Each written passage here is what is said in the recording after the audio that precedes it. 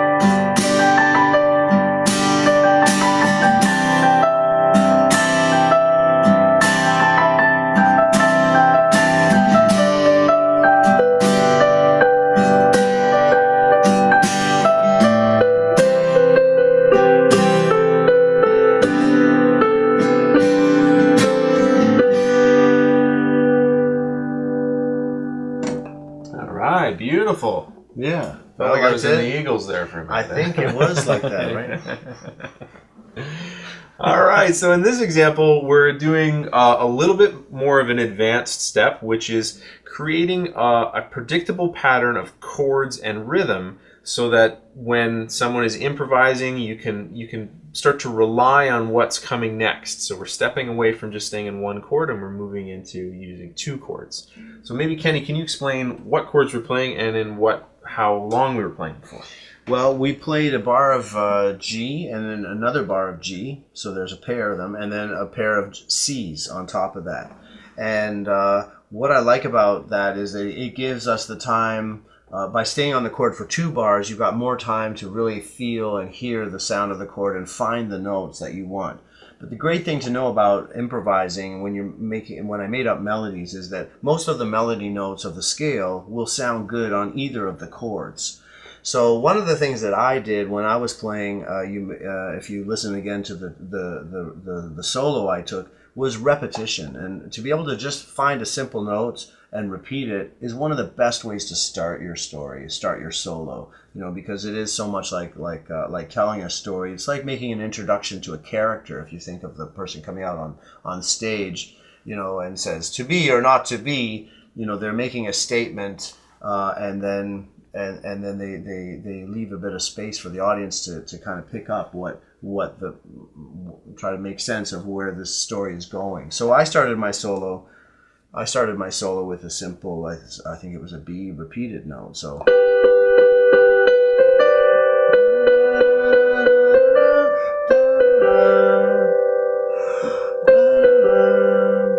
I left a fair amount of space in between the second phrase, but I just played something simple enough that I could repeat it myself if I wanted. So.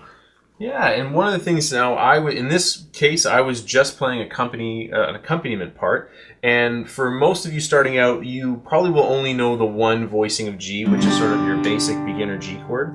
And one thing that piano and guitar to be aware of is that because we occupy a similar range and a similar type of sound, it's different than, for example, if I was playing a flute or a saxophone with piano, they stand out from each other. Now, one of the things to consider is do we want to be in the same register? Do we want to kind of have a unified big sound together? Or do we want to spread out so that I'm in this register, which is kind of sort of middle bottom on the piano? And if we want to be making a lot of power, like if we're just going both at the same time in the same register, it's giving a lot of sound. But now maybe if Kenny moves to either lower and higher,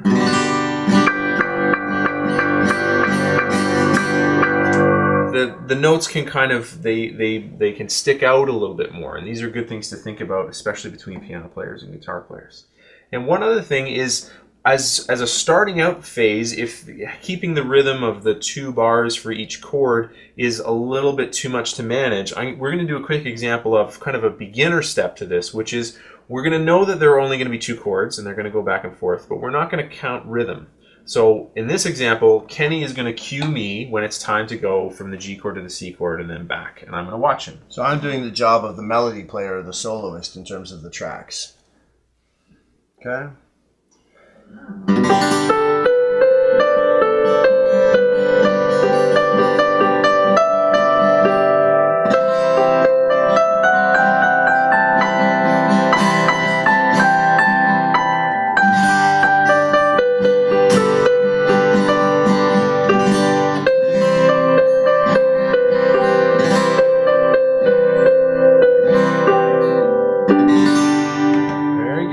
Now in this example, I'm going to do the cueing, but we're going to move between the chords more often, so that you can start to get a sense of when it's going to be closer together. So here we go. Ready?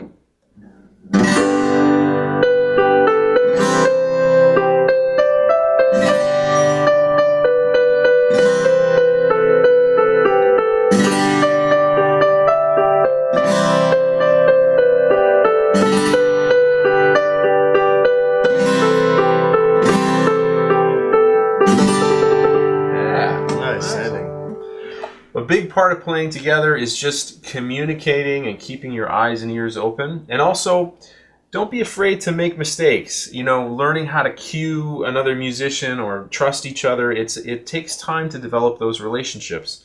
And the way you get good at it is actually by making mistakes. So you'll make cues, and they won't be big enough, or somebody won't be looking, and you'll learn how to do it more and more confidently. So in that example, I was exploring the scale patterns mostly, and not doing a lot of the repetition. And there's a way of exploring that's based on hand position. So if you're a piano player, you'll see I'm in G position here. So as I was watching Todd, I didn't actually need to look at my hand. I was just moving, passing the note between the different fingers, and exploring that way, and it all sounds good with the chords that he was playing. The other, if that's too advanced, a beginner step to that would just be to play the chord tones. Like I'm going to just repeat a D. I'm going to pick one note and watch Todd this time for a couple of chords and see what I can do with just one note.